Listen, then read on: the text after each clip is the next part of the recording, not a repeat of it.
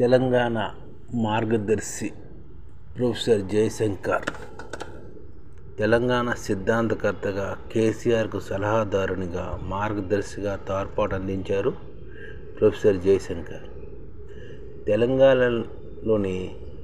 తెలంగాణలోని ప్రతి పల్లె ఆయన మాటతో, పోరాట పటిమతో కృషి చేసింది.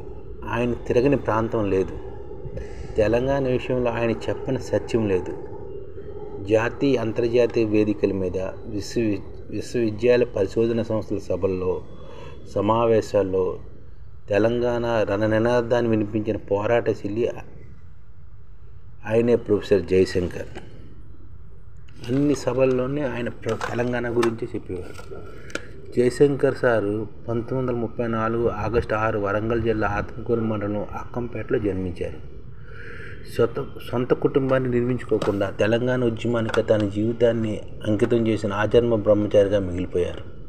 హైదరాబాదు, ఆంధ్ర రాష్ట్ర విలీనాన్ని వ్యతిరేకిస్తూ విద్యార్థి నాయకుడిగా ఆయన 1954లో ఫజల్ అలీ కమిషన్కు నివేదిక కూడా ఇచ్చారు. విద్యార్థి నాయకుడిగా ఉండేవన్నమాట.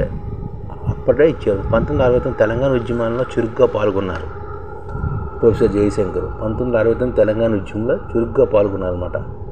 తెలంగాణ సిద్ధాంతకర్తగా, కేసీఆర్ సలహాదారుగా, మార్గదర్శిగా తోడ్పాటు అందిస్తూనే మా వనరులు మాకున్నాయి, మా వనరులపై మాకు అధికారం కావాలి, యాచక దశ నుంచి శాసన దశకు తెలంగాణ రావాలి, మా తెలంగాణ మాకు కావాలి అంటూ పోరాటము చేశారు.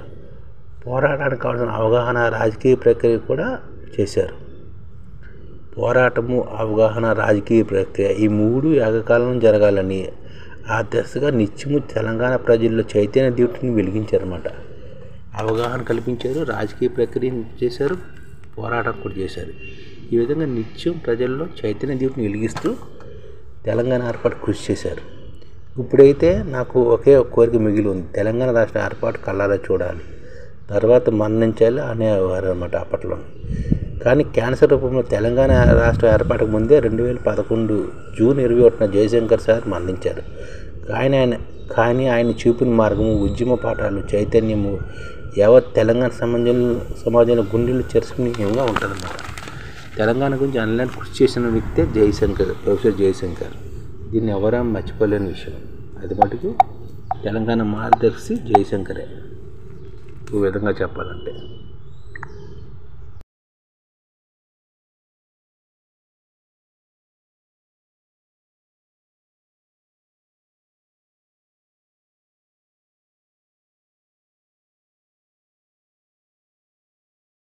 ఈ ఛానల్ ముఖ్య ఉద్దేశం ఏంటంటే, మన తెలుగు రాష్ట్రాల్లో 1 కోటి మందికి సంఘటిత రంగాల్లో ఏ విధంగా ఉద్యోగాలు ఇవ్వవచ్చు, కనీస నెల జీతం 30,000 వరకు ఏ విధంగా ఇవ్వవచ్చు, ఏ విధంగా చేస్తే ఉద్యోగాలు సృష్టించబడతాయో వివరిస్తూ ఈ ఛానల్ వీడియోలు వస్తాయి. అలాంటి వీడియోలు మీకు కావాలంటే మన ఐడిఎఫ్ భాస్కర్ ఛానల్ని సబ్స్క్రైబ్ చేసుకోండి. ఐడిఎఫ్ అంటే ఇండియన్ డెవలప్మెంట్ ఫోర్స్. ఈ వీడియోలు చూసిన తర్వాత మీకు నచ్చితే లైక్ చేయండి, మీ ఫ్యామిలీ మెంబర్స్కి షేర్ చేయండి, మరియు మీ ఫ్రెండ్స్కి షేర్ చేయండి. Thank you. నమస్కారం.